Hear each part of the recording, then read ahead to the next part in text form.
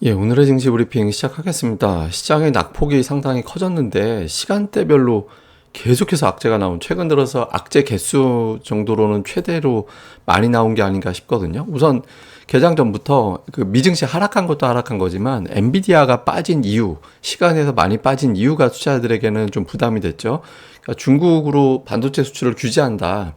근데 이게 이제 미중 무역 갈등을 또 연상하게 만들잖아요. 당초는 미중 간의 관세 철폐가 되지 않을까 이런 기대도 있었는데 지금 이제 반대로 가는 방향, 그리고 미중 무역 갈등은 우리 입장에서는 상당히 좀 치명적인, 그러니까 수출이 더 안 될 수 있는 상황이 연출될 수 있다 이런 걱정을 할 수 있잖아요. 그러니까 이렇게 되면서 투자자들이 이제 기술주가 아무래도 약세를 보일 수 있겠구나. 그리고 미중 갈등 불거질 때마다 외국인들의 매도가 많이 나왔기 때문에 9월에 좀 힘들 수도 있겠다. 그러니까 이런 걸 걱정하게 만드는 그런 재료가 됐고, 다음에 이제 중국발 재료가 장중 툭툭 던져지면서 이제 부담을 줬는데, 뭐 차이신 제조업 지수야 뭐 그렇다 치더라도 청두 인구 2,100만 정도 된다라는 청두가 지금 전면 봉쇄된다라는 보도가 나왔잖아요. 외출 금지. 그러니까 24시간 이내에 이제 양성 판정 받은 사람들만 돌아다닐 수 있다. 이런 어떤 내용들이 공개가 됐죠. 그러니까 중국은 대도시 봉쇄할 때마다 성장률에 분명히 영향을 줬거든요. 그래서 중국이 결국에는 성장 목표치를 채울 수 없겠구나. 이런 걱정을 하게 만들었고,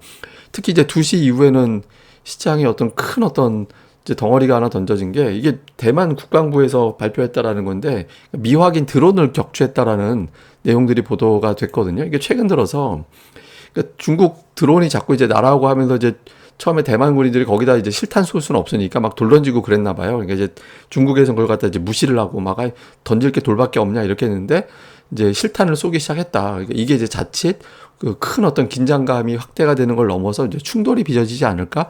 이걸 또 걱정한 것도, 이것도 역시 이제 투자들에게는 이제 좀 압박이 되는 그런 요인으로 장중에 전달이 됐던 것 같습니다. 그리고 장중 내내 이제 무역 수지에 대한 기사들도 상당히 많이 나왔죠. 지금 8월 무역 수지가 역시 또 적자. 예, 적지 않은 어떤 규모의 적자가 나왔고, 그러면서 이제 5개월 연속인데다가 5개월 연속 적자는 2008년도 이후에 처음. 그러니까 2008년도는 금융위기 얘기하는 거잖아요.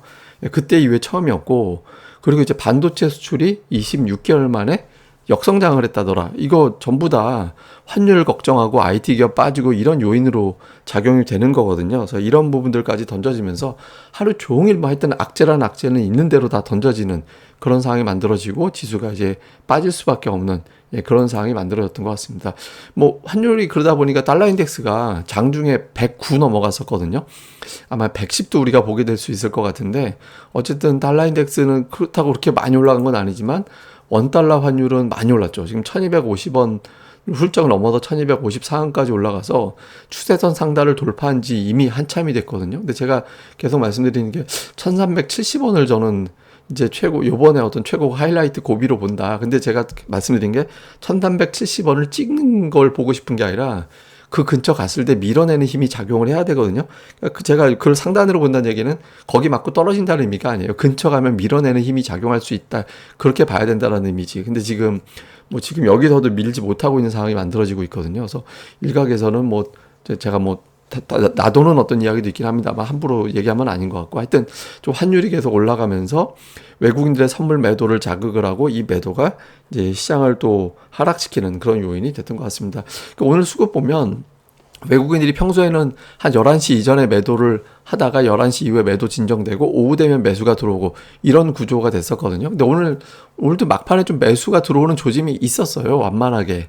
한 4천억 넘어가면서부터 매도가 더는 안 나오고 줄어드는 조짐이 있었는데, 아까 이제 그 대만 이슈 던져지면서 이제 더 매수가 들어오지 못하는 그런 상황이 만들어졌고, 특히 이제 선물 매도가 오늘 되게 많았거든요. 장중에 한 14,000계약 정도까지 갔었죠. 근데 이게 조금 나쁘게 보면 6월 7일로 제가 기억을 하는데, 6월 7일에 외국인들 선물 매도를 10,000계약 이상 대량으로 치고 그 위에 거의 연일 매도를 막 던지면서 시장을 한번 확 떨어뜨린 적이 있었거든요. 그래서 혹시 또 그런 게임 하는 건가? 그러니까 이런 걱정을 유발하게 되죠. 이게 환율이 치솟아 올라가면 외국인들은 선물을 팔 수밖에 없거든요. 꼭 파는 건 아니지만, 그러니까 파는 게 일반적입니다. 그러니까 선물 매도를 환율 올라간 것만큼 많이 하게 되고, 반대 포지션 금융투자가 쥐게 되고, 선물을 샀으니까 현물을 팔게 되고, 하여튼 이런 구조가 되면서 프로그램 매도가 많이 나오게 됐거든요. 그래서 오늘 사실 외국인들도 외국인들이지만 금융투자가 저렇게 쏟아내면서 개인들이 양시장 합쳐서 1조 3천억 넘게 사버리면 시장이 올라가기에는 구조적으로 좀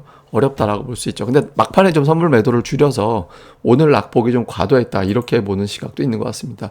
그러니까 외국인들이 이 와중에 산 거 보면 여전히 기조는 유진했어요. 뭐 LG화학, 뭐 하나솔루션도 있습니다만 이제 자동차 오늘도 기아 포함해서 들어왔고 밑에 내려가면 하이닉스 매수 들어와 있거든요. 뭐 오늘 삼성전자는 팔긴 했지만 어쨌든 이제 그런 것들이 좀 잡히는 것들이 좀 있었고 그 다음에 이제 코스닥 쪽으로 보면 이제 최근에 매수했던 종목군들을 또 이제 그대로 매수하는 종목 이제 흐름이 나왔거든요. 약간 어째 IT 계열의 종목들이 조금 일부 보이는 것도 이제 좀 보이긴 하고. 근데 이제 어제 비해서 뭐 이렇게 워낙 매도를 많이 했기 때문에 뭐 의미 있는 정도의 매수 규모가 잡히거나 그런 종목은 별로 없었습니다. 그다음에 이제 기관 쪽도 뭐 FPGP 관련된 뉴프렉스가 이제 보고서 나오면서 들어온 것 같고, 뭐 이녹스 첨단 소재 이런 종목군들이 좀 눈에 띄는데 2차 전지 관련된 종목군들이 좀 상단에서 없어졌어요. 기관 쪽에서 보면. 다음에 이제 5G 관련된 이제 통신 장비 관련된 종목군들이 일부 좀 눈에 띄는 게 특징이었고, 근데 이게 공통적으로 보고서 나온 종목군들을 좀 많이 사는 특성이 좀 있었거든요. 그래서 기관 투자자들의 움직임은 그냥 뭐 골라 담는 정도에 갔다 이렇게 보면 되겠습니다.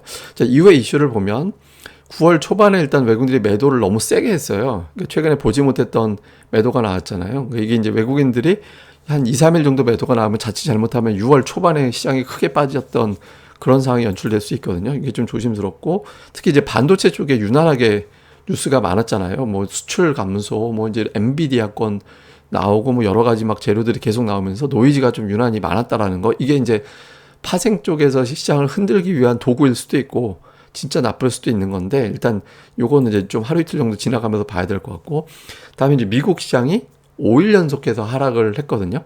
5일 연속 하락을 했는데 여기도 하락을 5일 연속 넘어서 갈 거냐 이 이상 계속해서 흘러 내려갈 거냐 그러니까 이제 지금 51선까지 깨버린 상태이기 때문에 이 근처에서 저점 매수 가동이 될 거냐 아니면은 더 크게 빠져서 이제 우리 증시가 이제 2,400 훌쩍 내려가는 자리에서 저점을 만들 거냐. 그러니까 요게 이제 바닥을 2,400 만들지 2,350 이하로 한번 갈지 요거를 가늠하는 게 이제 미국의 조정폭 또는 이제 이 자리에서 바로 반등 나올지 여부로 보면 될 것 같습니다. 특징주는 사실 통신 장비 이외에는 업종 전체가 움직인 게 별로 없어서 특징주는 별로 코멘트할 게 별로 없는 것 같습니다. 그 다음에 또 하나는 왜 이렇게 시장을 압박을 하는 게 쉽지? 선물 옵션 세력들이 왜 이렇게 쉽게 시장을 흔들지? 이걸 생각을 해보면 일정이 이래요. 지금 당장 미국의 고용지표 나오죠. 다음 주에 우리나라 만기일 있죠. 다음에 그 만기일 다음 날 추석 연휴가 있거든요. 그리고 또 그 다음 주에 13일, 14일이 미국 소비자 물가지수, 생산자 물가지수가 나옵니다. 그리고 21일은 FOMC 회의가 나와요.